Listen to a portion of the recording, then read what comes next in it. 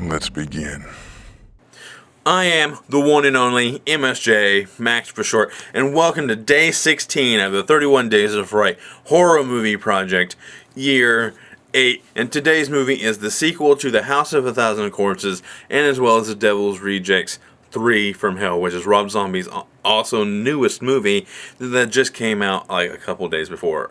So, my initial reaction when the final credit rolled up on the screen was, I thought it was really good. I thought it was really it was different, and I really liked about it. But before I go any further, I kind of have to tell you to please click subscribe and hit that bell to stay notified, and like, comment, and share this video, because I really want to hear what your thoughts on this movie, because like I just said, my initial reaction was I liked this movie. I thought it was really good, and there was parts of this movie I really loved, especially the ending sequence. I thought that was a lot of fun to watch, and it just shows you how dangerous these people actually are. And it is set 10 years after the events of The Devil's Rejects, and if you don't know how that movie ended, they were presumably shot down by the police in a hell of gunfire as their last stand after being tortured and beaten by a vengeful cop because they killed his brother.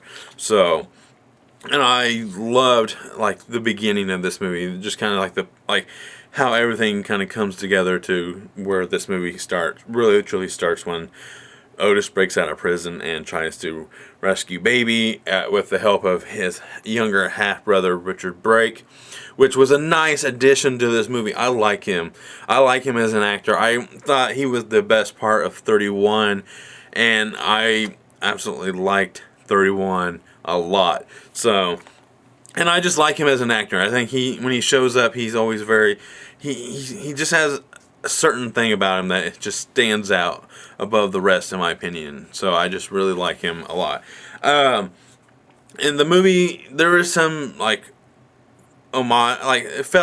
there's some scenes that felt like The Devil's Rejects. There's kind of a hostage situation in a small room or a house, like the hotel sequence from The Devil's Rejects.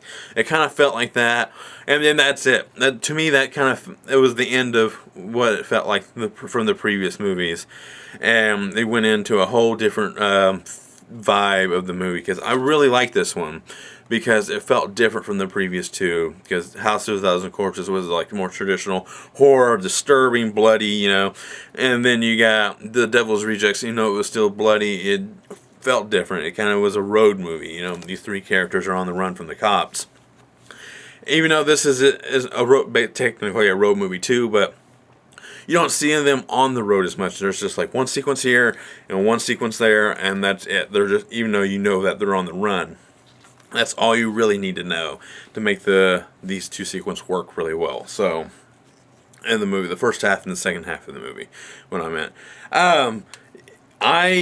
Like I said, he was a nice addition because the Captain Spaulding, played by Sid Haig, in real life, Sid Haig his health was ailing, and he was in the hospital a lot, and what was planned in the original script was just not going to be feasible for his health, and so the script constantly got rewritten, and that's how we got Richard Brake as the Midnight Wolfman in this movie.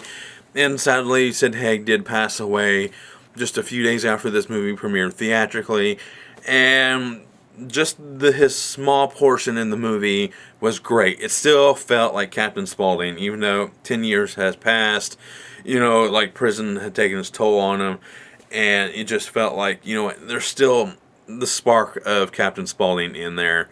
You see it all too well, and just hit his 5-minute sequence in the movie.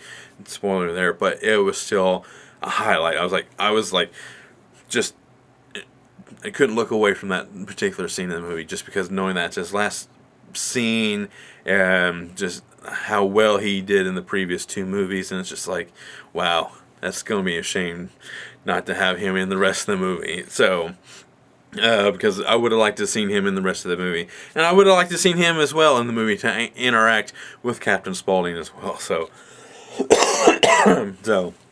excuse me there. So, that's really all I gotta say. The gore, there are some gory moments. It's not really scary. It just kind of like, it's kind of can be, some scenes can be kind of like rough, especially the hostage situation and the scenes that takes place in Mexico. I loved all that so much. Just seeing these three characters interact with one another in kind of a more relaxed situation, knowing that there's something about to go down, and just seeing them like breathing a sign of relief a little bit and not knowing what's ahead of them. And it's I really like that a lot. So just as the viewer, knowing like they're about to, some serious stuff is about to go down, but they're just enjoying their time, and I like that a lot. So, and that's really all I gotta say. I recommend this movie. I really do. I know a lot of people are decisive about this movie. It's pretty much split in half, from what I could tell, and I fall on like I loved it. I liked it. I mean, I just I on if this series never continues, I think where it ended was a good way to end the trilogy. I think just them just doing their thing, and I liked that a lot. So, I do have a rating scale. 1 being run-of-the-mill horror, 2 best watch with through, 3 more than average horror but adds nothing new to the horror genre, 4 helps move the horror genre forward, and 5 being a horror classic. This one's tough. I really think this one's really, truly tough. It's definitely not a horror classic yet. It's definitely, you can watch it by yourself and you can watch it with a group. It's definitely not your run-of-the-mill horror, in my opinion, because of like how well it's acted and how well the visuals and everything, and the music in this movie is really done really well as well. And but I think it's a 4. If I truly think it has definitely helped move the horror genre forward, is that you can have these kind of, horror movies don't need to be jump scares and ghosts and goblins and like clowns and stuff like that. I mean, Captain Spaulding's technically a clown, but it's just like you can just have 3 psychopaths on the run and them doing very disturbing things to survive, and you actually root for them. That makes it really fun to watch. So, and plus this is the trilogy. This is the 3rd one, and each of these movies stand above on their own. And in my opinion, each movie elevates the trilogy one by one. It's like the first, like the House of a Thousand Corpses was good on its own. Then The Devil's Rejects elevated House of a Thousand Corpses because you got to see a little bit more of them.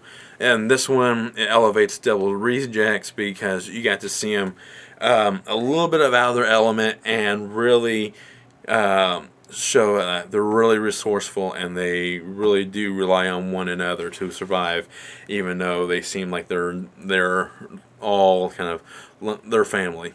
So that's really all I gotta say about this movie. I enjoyed it.